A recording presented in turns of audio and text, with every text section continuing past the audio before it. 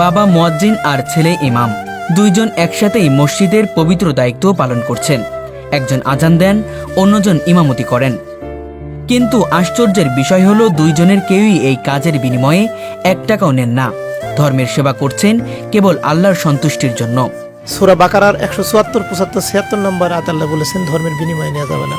আল্লাহ বলছেন যে আমার এই আয়াত গোপন করে বিনিময় তুচ্ছমূল্য গ্রহণ করে সে তার জঠরে মানে পেটে আগুন ব্যতীত কিছুই করে না।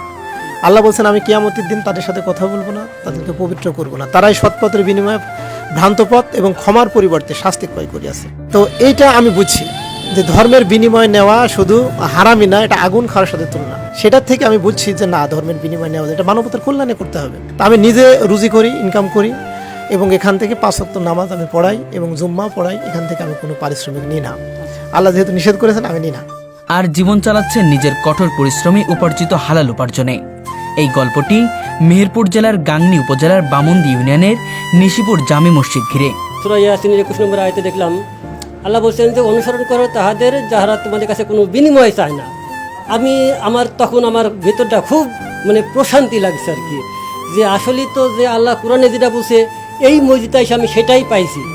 যে যিনি আজান দেন উনি কৃষকের চাষ আবাদ করেন, আসে আবার আজান দেন। আবার যিনি ইমামতি করেন উনি তার মুদিখানার দোকান আছে, ব্যবসা আছে, উনিও কোনো বিনিময় চায় না। তো সব মিলিয়ে আমার কাছে খুব একটা আনন্দের বিষয়, খুবই একটা আমার কাছে ভালো লেগেছে আর কি। তাই আমি এই মসজিদে নামাজ পড়তে আসি। একটি সাধারণ গ্রাম্য মসজিদ, কিন্তু এর ইমাম ও মুয়াজ্জিমের জীবনধারা আজ পুরো এলাকার আলোচনা আর অনুপ্রেরণার বিষয় হয়ে দাঁড়িয়েছে। আমার রসুল আমাদের দেখে দেখিয়েছে তোমরা পরিশ্রম করো, ফজরের সালা কায়েম করে জমিনে ছড়িয়ে পড়ো, ইজিক দেবো আমি, তোমরা ইজিকের জন্য কোনো চিন্তা করো না। এই জন্য আমি সেইটি আমার বেনে নিয়েছি। আমি সেই জন্য আমি ইজিক করি। আমি কারোর কাছে আমার ক্ষমতা থাকা পর্যন্ত আমি কারোর কাছে হাত বাড়াবো না। 70 পেরোনো বাবা, যিনি এই মসজিদের মুয়াজ্জিম, এখনো ভোরবেলা ফজরের আজান দিতে প্রথমেই ছুটে যান মসজিদে। নামাজ শেষ করে শুরু হয় তার আর এক ইবাদত, পরিশ্রম। কেউ বললে বিশ্বাস করবেন না, এই বয়সে তিনি মাঠে কাজ করেন। কখনো জমিতে ধান রোপণ, কখনো ঘাস কাটা, কখনো সার ও স্প্রে ছিটানো। ঝড় বৃষ্টি কিংবা রোদ কিছুই তাকে থামাতে পারে না।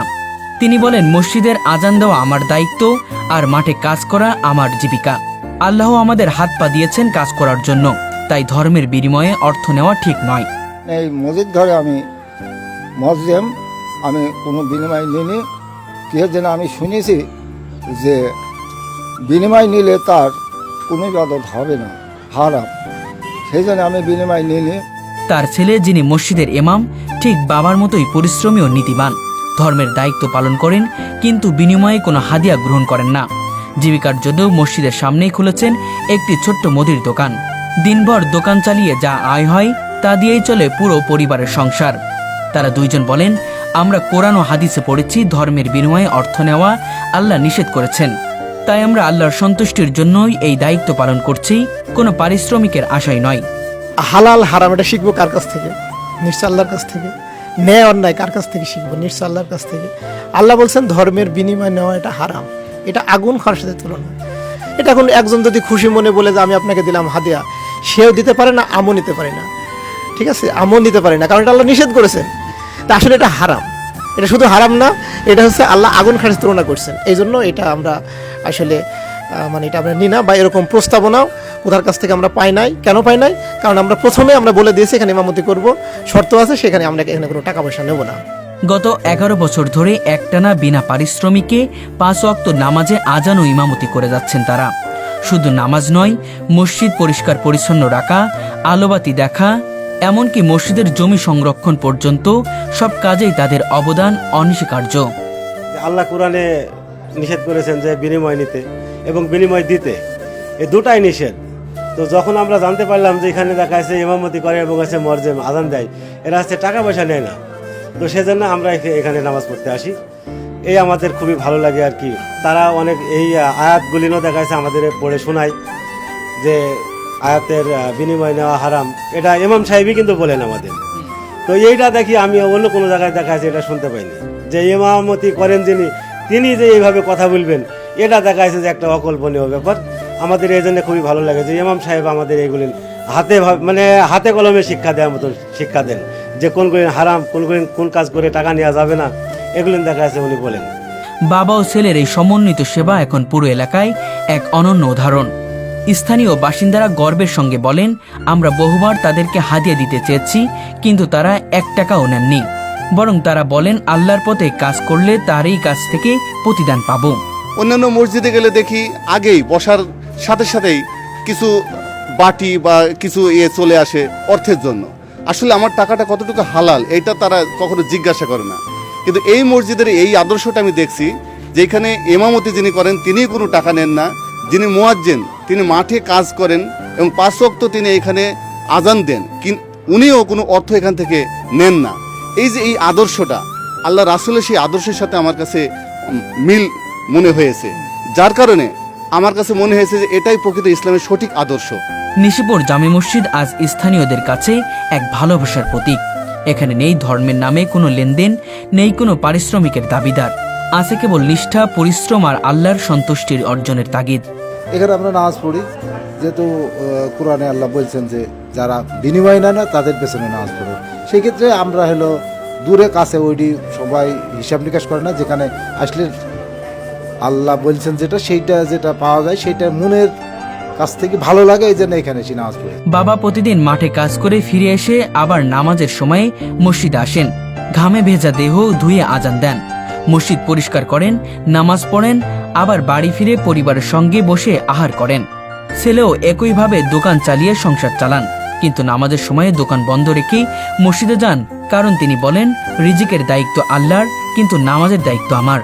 কোরআনে আল্লাহ বলছেন যে আল্লাহ ব্যবসাকে হালাল করেছেন এবং সুদকে হারাম করেছেন। তো ব্যবসা শুধু হালালই না, এটাও রাসূল বলেছেন একেবারে প্রকৃত ব্যবসায়ী, একেবারে আপনার যে ব্যবসায়ী সৎ ব্যবসায়ী হচ্ছে শহীদদের সাথে উঠবে।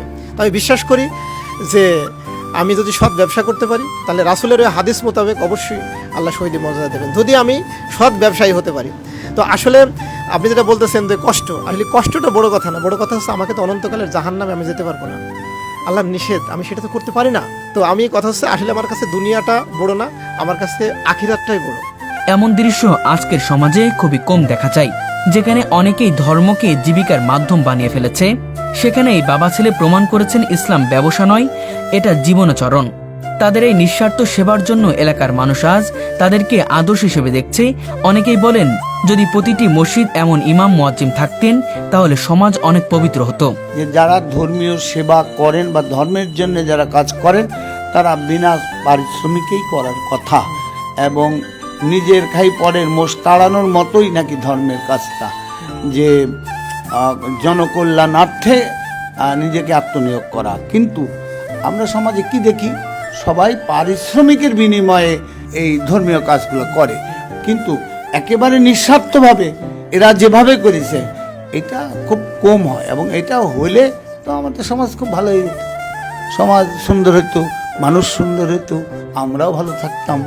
মানুষ বুঝতো ধর্ম মানে শুধু নামাজ নয়, ধর্ম মানে পরিশ্রম, সততা আর ত্যাগ। মসজিদে আজান দেওয়া থেকে শুরু করে মাঠে কোদাল চালানো পর্যন্ত এই বাবা ছেলের প্রতিটি পদক্ষেপ যেন এক একটি ইবাদতের প্রতীক। তারা শুধু নামাজ পড়ান না, তারা মানুষকে শিক্ষা দেন হালাল উপার্জনের মর্যাদা কি। আল্লাহ তো বলছেন সূরা ইয়াসিনের 21 নম্বর আয়াতে যে তোমরা তাহাদের অনুসরণ করো তারা কোনো বিনিময় চায় না। এই জন্য আল্লাহর এই কথা অনুযায়ী আমরা এই মসজিদে এই ইমামের পিছনে আমরা সালাত কায়েম করি।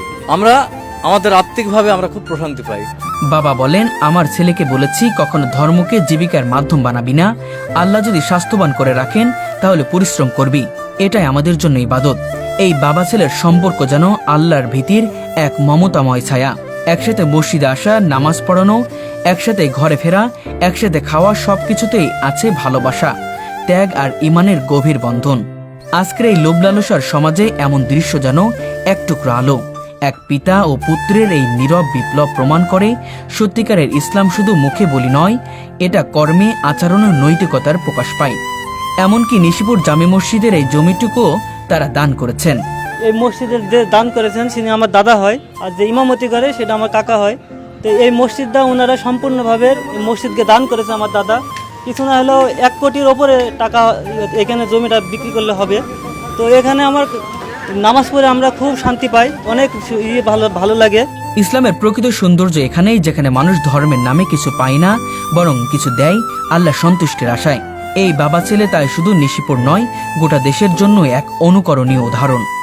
দর্শক, আজকে এমন একটি মসজিদের গল্প আপনাদের সামনে তুলে ধরতে চলেছি, যে মসজিদের মুয়াজ্জিম বাবা এবং ইমাম তার সন্তান। বাবা মাঠে কৃষিকাজ করেন আর সন্তান মুদিখানার ব্যবসা সামলান। দুইজনই এই মসজিদের দায়িত্ব পালন করছে। তবে সবচেয়ে মজার বিষয় কি জানেন? ইমাম সাহেব এখান থেকে কোনো প্রকার হাদিয়া বা সম্মানী গ্রহণ করে না। ঠিক তেমনইভাবে তার বাবা মুয়াজ্জিমের দায়িত্ব পালন করার পরেও কোনো প্রকার হাদিয়া বা সম্মানী গ্রহণ করে না। আর সবচাইতে বড় যে বিষয়টি, সেটি হলো তার বাবা এই 5 শতাংশ জমি আল্লাহর হস্তে এই এলাকার মানুষের জন্য, আল্লাহর ঘর মসজিদের জন্য দান করে দিয়েছেন, যার বাজার মূল্য প্রায় 1 থেকে 1.5 কোটি টাকা। ভাবা যায়, ঠিক এমনটাই কিন্তু ঘটিয়েছেন এই মানুষটি, যার ফলে এলাকার মানুষ দূরে নামাজ পড়তে যেতে হতো, এখন আর দূরে যেতে হয় না, এখানেই আল্লাহর ইবাদত করা হয়। ঠিক যেন সেই 1400 বছর আগের ইসলামের অনুরূপ কিন্তু এখানে ঘটছে। দর্শক, আজকের এই প্রতিবেদনে সেই বিষয়গুলো তুলে ধরার চেষ্টা করব। আশা করব নিশ্চয় শেষ পর্যন্ত দেখবেন। এই মসজিদের যে জায়গাটা, এই জায়গাটা মূলত আমার আব্বার আর কি। আমার আব্বা প্রায় এখানে 5 শতক জমি আছে, যার মূল্য হচ্ছে প্রায় 1 কোটি টাকার উপরে। এইটা আমার আব্বা আর কি। এখানে আমাদের এখানে একটা বিষয় বললে আরও পরিষ্কার হবেন, সেটা হচ্ছে যে আমাদের কিন্তু এখানে বাড়ি ছিল। আমার আব্বা মানবতার কল্যাণে, মানে জনগণের উপকারের জন্য, জনগণ যেহেতু এখান থেকে মসজিদ অনেক দূরে, প্রায় 1 কিলো দূরে, এই জন্য এই আশপাশে কোনো মসজিদ নেই। তো আমার আব্বা এখানে বাড়ি ভেঙে আর কি মসজিদের জন্য এটা দান করেছেন, জনগণের জন্য এটা দান করেছেন। যে আমার আব্বা যখন এই উদ্যোগটা নেয়, আমি তো মানে অনন্তকালে এই পৃথিবীতে বাঁচবো না। আমার আব্বা যখন আমাকে বোঝালো যে দেখো, দুনিয়া তো ক্ষণস্থায়ী জায়গা, অনন্তকাল তো একটা জিন্দিগি আছে। তো এই যে মানুষগুলি কষ্ট করতেছে, এলাকার মানুষ এখানে নামাজ পড়তে পারতেছে না, অনেক দূর যাওয়া লাগতেছে, তো সেই হিসেবে আমি এই জায়গাটা আমি আর কি মসজিদকে দিতে চাচ্ছি, জনগণের জন্য দিতে চাচ্ছি। তা আমি এটা শোনার পর আমি মানে কি বলবো, মানে বিরোধিতা তো করি নাই, বরং আমার খুব ভালো লাগছে যে আমার বাবা এত বড় একটা উদ্যোগ নিচ্ছেন, এত সুন্দর একটা উদ্যোগ নিচ্ছেন। এই জন্য আমি আমার আব্বার উপর খুশি হয়েছি। তো আমার কোনো আমোদ ছিল না, আল্লাহর রহম আর কি। আমরা অন্য জায়গায় বাড়ি করেছি, তো এখন কথা হচ্ছে যে আমার আব্বা এই মসজিদে 5 ওয়াক্ত আর কি আজান দেন। সে সাথে সাথে সে হচ্ছে কর্ম হিসেবে কৃষিকাজ করেন, সে গরু পালেন। আর আমি তার সন্তান হিসেবে আপনি নিশ্চয় দেখতে পাচ্ছেন যে আমার এটা দোকান আর কি। আমি পাশাপাশি এই মসজিদের 5 ওয়াক্ত আমি সালাত কায়েম করাই, মানে নামাজ পড়াই, এবং এখানে জুম্মাও হয়, আমি সালাত কায়েম করাই জুম্মাতে। আমি কোনো পারিশ্রমিক নেই না। তাহলে কি আপনার চলে কিভাবে? আমার চলে বলতে আসলে প্র্যাকটিক্যালি আপনি দেখতে পাচ্ছেন যে আমার এই যে একটা ব্যবসা আছে, এই ব্যবসার থেকে আমার যে রুজি হয় সেটার থেকে আমি চালাই, আমার সংসার চালাই। এবং আমার বাবাও, আমি গর্ব করি আমার বাবাকে নিয়ে যে আমার বাবাও শুধু জমিটাই দান করে নাই, এই সাথে সে হচ্ছে আপনার নিজেও 5 ওয়াক্ত আজান দেয়। আপনি মনে হয় দেখবেন কিনা বাংলাদেশে মানে নাই বললে চলে। বর্তমানে আসলে বাপ সন্তানের মিল নাই, ভাই মিল নাই, মায়ের সন্তানের মিল নাই। মা সন্তানকে হত্যা করছে, বাবা সন্তানকে হত্যা করছে, সন্তান বাবাকে হত্যা করছে। কিন্তু আমরা, আমার বাবা এবং আমি, আমার সন্তান সবাই মিলে আমাদের এমন মিল বন্ধন যে আমরা যে কোনো ব্যাপারে আমি আমার বাবার সাথে শেয়ার করতে পারি, আমার বাবার সাথে শেয়ার করতে পারি। মানে আমরা ঐক্যবদ্ধভাবে আমরা ন্যায়ের জন্য, ন্যায়ের পথে, সত্যের পথে, হকের পথে আমরা আসি, কাজ করে যাচ্ছি। তো আমার আব্বার সাথে আমার ভালো সম্পর্ক, এবং বলবেন মানে কি বলবো, মানে ওই রকম মানে ওই যে বাপ সন্তান যে দূরত্ব, সে দূরত্ব তো নাই, বরং হচ্ছে আমাদের মধ্যে খুব ভ্রাতৃত্ব রহম, আল্লাহ রহম। আমাদের সম্পর্ক এ ভাষায় আমি বলি বোঝাতে পারবো না। আমাদের সম্পর্ক এত সুন্দর, আমার ছেলে যদি কথা বলে আমি কোনো কথার উত্তর দিই না, আর আমি যদি কথা বলি আমার ছেলে কোনো কথার উত্তর দেয় না। আমার ছেলের মধ্যে ভুল ত্রুটি আমি কোনোদিন পাইনি জন্মে থেকে, আমার মনে হয় এখনও পাবো না। আমার রসুলের পাশে রসুলের চাচারা হয়েছে সালাত কায়েম করছে, সে তো হয়েছে নেতা, এবার নেতার কথা আমাকে মানতেই হবে। যেখানে সালাত কায়েম করে বাড়ি আসবে সেখানে আমার সন্তান, যেখানে আমার সামনে দাঁড়াবে সে আমার নেতা। আমি আপনাদের কাছে দোয়া চাচ্ছি, এবং এলাকাবাসী, তারপরে গ্রামবাসী, দেশবাসী সবার কাছে দোয়া চাচ্ছি। আমি এবং আমার বাবাকে যেন আল্লাহ তাআলা সুস্থ রাখেন, এবং আমি এবং আমার বাবা যেন ন্যায়ের পক্ষে, সত্যের পক্ষে, হকের পক্ষে, মানবতার কল্যাণে নিজেদের জীবন যেন বিলিয়ে দিতে পারি, নিজেদের জীবনকে যেন উৎসর্গ করতে পারি। কারণ আমি বিশ্বাস করি রাসূল এসেছেন মানুষের কল্যাণের জন্য, মানুষের মুক্তির জন্য। রাসূল এবং তার সাহাবীরা অর্ধ দুনিয়া ন্যায়ের পক্ষে, সত্যের পক্ষে তথা মানবতার কল্যাণে কাজ করে গেছেন, ন্যায় সুবিচার শান্তি প্রতিষ্ঠিত হয়েছে। আমরা যেন সেই ন্যায়ের উপরে সত্যের উপরে থাকতে পারি, এই দোয়া আমি সবার কাছে চাই।